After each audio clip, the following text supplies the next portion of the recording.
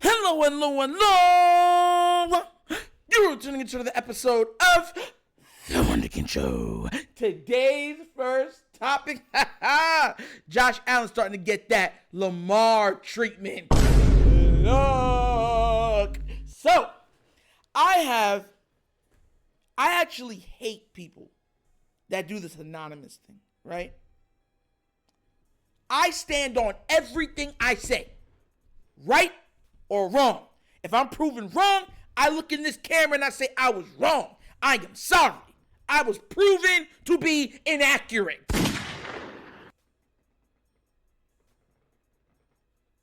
You understand? I try to always bring not only context, but truth. Not even try. I always do. But a lot of people don't feel that way. So now, the same private, silent, secret, anonymous execs are now turning their eyes on Joshua Allen. So what I'm going to do is I'm going to play Nick Wright from First Things First, saying why he believes that this exec is actually right. Oh, Bills fans, buckle up for this one. So without further ado, let me play what Nick Wright from First Things First said, and then we're going to break it down, all right? Let's get this video started. Players in the NFL is Josh Allen. Immense talent, but he makes a lot of mistakes. He's underdeveloped at winning at the line of scrimmage, tends to lock on to targets, more of a thrower than precision passer, and forces throws into traffic. I want to read that real quick so you understand exactly what he said, the anonymous exec. It said, one of the more overrated players in the NFL, immense talent, but he makes a lot of mistakes. He's underdeveloped at winning at the line of scrimmage, tends to lock on to targets, more of a thrower than precision passer, forces throws into traffic. All right, we continue. Your reaction. So here's the thing. Obviously, Josh Allen's a very good player. And obviously, what this NFL executive is saying is true, which is why I found so galling when I was looking up some Josh Allen numbers, because I want to be precise on this. And I saw my pal Dan Orlovsky call this guy an idiot. Yeah. And it said the guy's an idiot. And then Dan went on to make things up. But what he said has just become like canon of the Josh Allen story, but they're lies. Oh, guess I heard he's 2 or 3 plays away from being in multiple Super Bowls. What are the plays? Tell me the 2 or 3 plays that put Josh Allen in a Super Bowl, because I can go through the career. First year in the playoffs, you lost in the round 1. So do we all agree you weren't 2 or 3 plays away that year? Okay, so that's not it. Battle, maybe. Your next year in the playoffs, you were in the AFC title game, down by 3 scores in the fourth quarter and lost by 14. So do we agree you weren't 2 or 3 plays away that year? Then next year is the famous 13 seconds game, which happened in round 2. So if 2 or 3 plays go differently that game, then you are 2 or 3 plays and a whole football game at home against Cincinnati, who you would never lose a home game to Cincinnati, except the next year in round 2, you lost a home game to Cincinnati. The next thing I heard Dan and others say is, last year, he's a missed field goal away from being in the Super Bowl. No, you were a missed field goal away from tying up a game in round 2. That if you had then won, you would have gotten the opportunity to go to Baltimore. So someone just be okay with the honesty, which is physically A+, arm talent A+, career accomplishment B, performance in the biggest games of his career, up and down. That's what he's been. And if we show you, Brew, throw out his first year, not fair, it's his rookie year, throw out his second year when he kind of turned the page. How has he been just as a passer since he became an MVP candidate? I'm going to read this off to y'all before he goes any further. His passer rating when he came in as a rookie was ranked 32nd. In 2019, it was ranked 24th. In 2020, he was ranked 4th. But then, of course, he plateaued because then in 2021, he was ranked 16th. 2022, it was decent. He was ranked 8th, right? And in 2023, he went back down to 16th. That's not good, guys. That's not good. The answer is, all right, who cares about year one, 32nd? This is a rookie year. Okay, since that MVP level year when he was 4th, middle of the pack, how has he been as far as turning the ball over? Well, since the beginning of his career. Most INTs since. Thank God they trotted Sam Howell out there 17 games last year, or else it would be his name across the board. So he is a wildly talented, flawed player, which is what this NFL exec said, and guys get called idiots for that because they don't want to do fan fiction on what the playoffs have been. So I agree with the guy. Listen, I've said this a couple of times. I think Josh Allen is the 3rd best quarterback in the league today. Understand where I'm coming from? Now, he has his faults, just like Patrick Mahomes has his faults and Lamar has his faults. But I think he's the 3rd best quarterback in the league. I picked Josh over Burrow. But what he's saying is not a lie. It's not a lie. I've said so many times to Bill fans, I said, look, this guy is a turnover machine. You might as well turn the Terminator. This man's a machine at turnovers. And I said you saw the rapid rise of success in the pass game with the addition of Stephon Diggs. There's another part in here that I would love to get into that he pointed out because this was the shocker in the vid, right? It was Allen's final 5 games of the regular season. Check this out real quick. This is the last thing I'm going to show you. I'm going to finish breaking it down. But he was still throwing it like 30-plus times. Well, Bruce, was he? Because here's the no. Because look what Bruce said. What was the change? What did they start doing? Running the ball. But he was still throwing it like 30-plus times. This is when the Bills started to win. Because here's the and when they went 5-0, here's the numbers. Here's the numbers. Guys, the numbers, completion percentage is 61.6%. Passing yards is 218.4 yards per game. His yards / the pass is 7.5.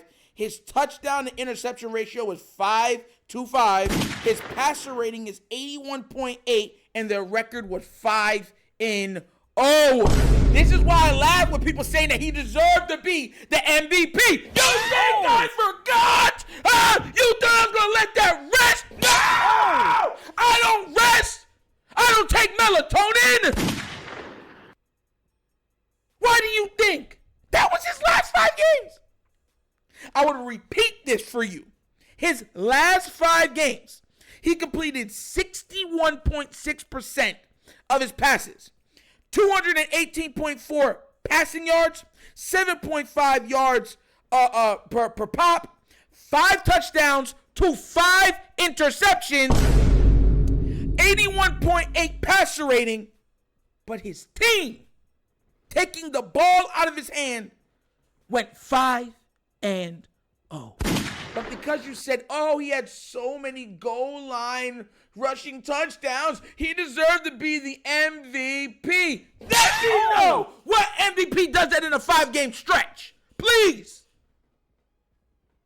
And I know you ain't going to try to bring up Lamar in this, because Lamar was treating people like barbecue chicken. Matter of fact, I'm Jamaican. He was treating them like jerk chicken.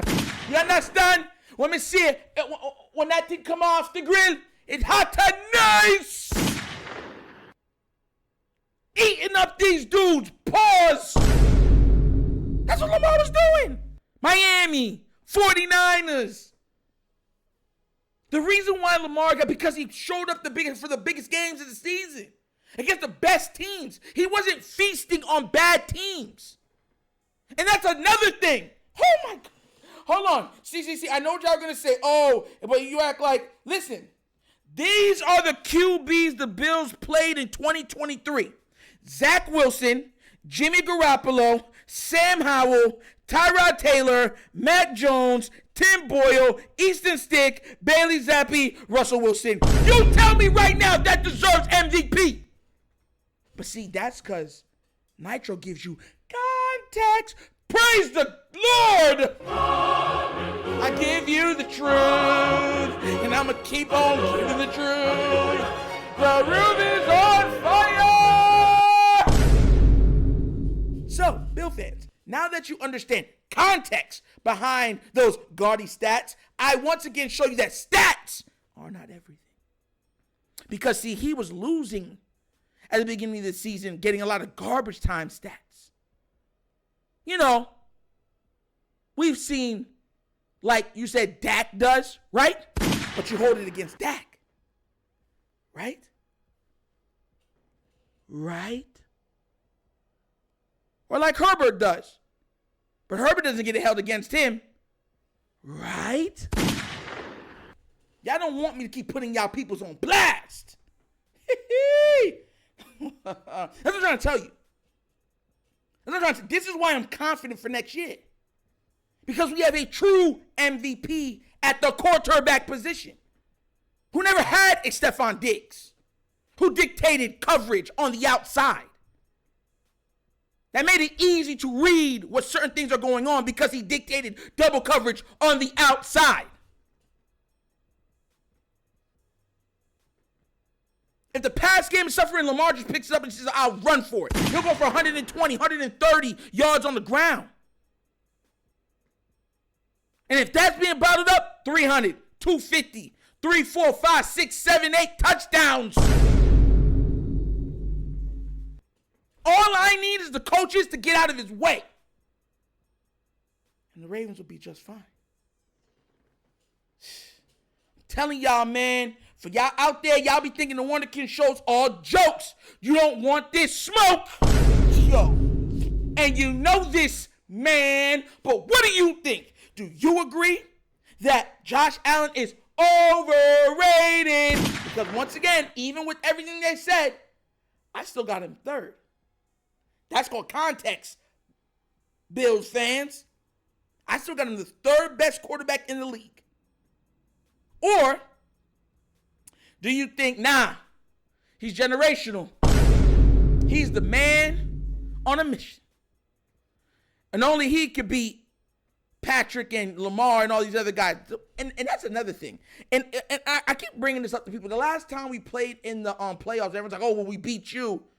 Bruh, bad weather game.